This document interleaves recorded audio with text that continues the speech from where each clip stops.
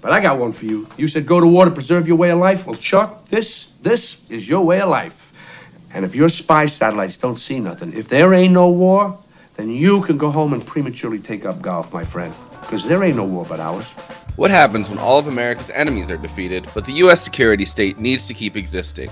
Both Bob Roberts and this week's movie, Wag the Dog, explore the more satirical side of the so-called peace dividend. Do you think it'll be necessary to use force? Well, we must be strong and resolute whenever democracy is threatened, ma'am, and we want to avoid violence by any means, but I'm afraid it might be necessary to say as a madman.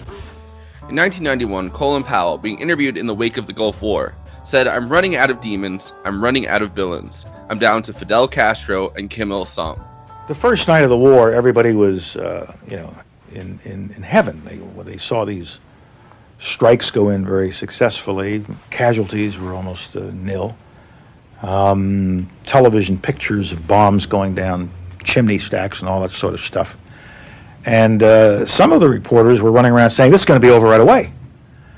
And I had to call down to the Pentagon press office and tell them, shut those guys up.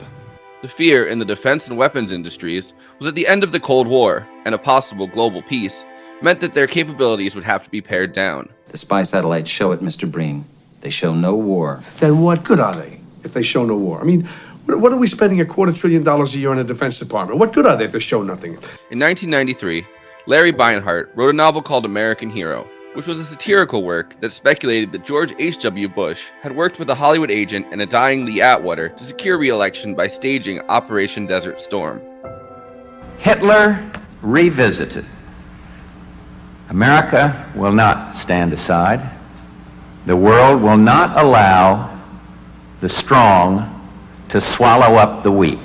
This was the more cynical side of Francis Fukuyama's famous end of history theory that the defeat of the USSR would herald in a new, brighter era where liberal democracies would spring up everywhere and existential conflict between superpowers would die down. This absolutely has not occurred, with China now taking on the role that the USSR used to play as a second contrasting superpower.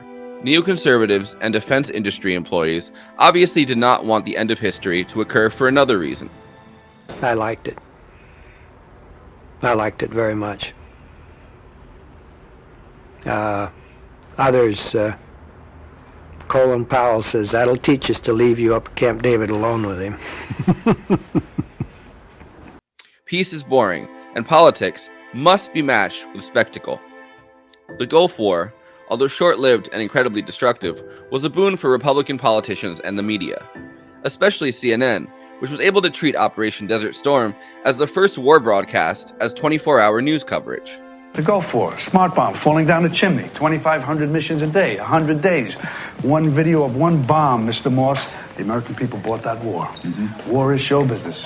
In 1997, David Mamet was hired to retool a screenplay by Hillary Hinken, who had tried to turn American Hero into a film adaptation. David Mamet was hired by Barry Levinson, who had wanted to work with him for a long time but hadn't found a project worthy of their collaboration.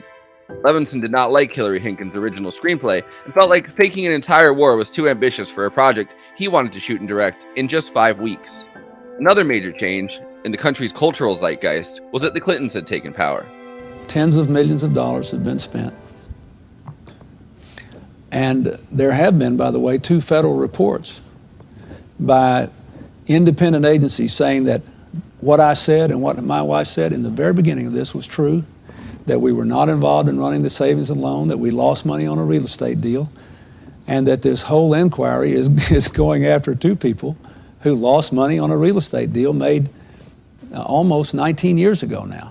There was already an understanding that Bill Clinton would use the international stage to distract from the constant scandals plaguing his White House. Robert De Niro, who also produced the movie, starred as Conrad Breen, a spin doctor who worked as a fixer for the president. What difference does it make if it's true? It's a story and it breaks. They're going to have to run with it. How long we got till it breaks? Front page, Washington Post tomorrow. Oh, well, yeah, no, that's not good. The character De Niro plays underscores a very loose relationship between criminality and politics as usual. You're playing with your life now. Oh, fuck my life. I want the credit. Dustin Hoffman plays a film producer called Stanley Motz, who is based on Robert Evans and obsessed with spectacle. De Niro and Hoffman work with a presidential aide, played by Anne Hecht, to manufacture a war in Albania to distract from the president's sex scandal with an underage girl. You want me to produce your war? Not a war, it's a pageant. We need a theme, a song, some visuals. We need, it's a pageant. Just 2 months after Wag the Dog came out, the Monica Lewinsky scandal broke. I did not have sexual relations with that woman, Miss Lewinsky. Bill Clinton's quick response to that scandal was to bomb the Al-Shifa pharmaceutical factory in Sudan, which the Clinton administration claimed was an al-Qaeda nerve gas storage facility. This is the plant that's producing most of the pharmaceuticals and veterinary medicines for a poor African country that's under embargo, can't replace them. What's that going to do? The Clinton administration also drew comparisons to Wag the Dog 2 more times, bombing Iraq during the impeachment trial in Kosovo, right next to Albania, the next year. We just found out they have the bomb. We just found out they have the bomb. That's good. And, no, wait a second. Wait a second. Wait.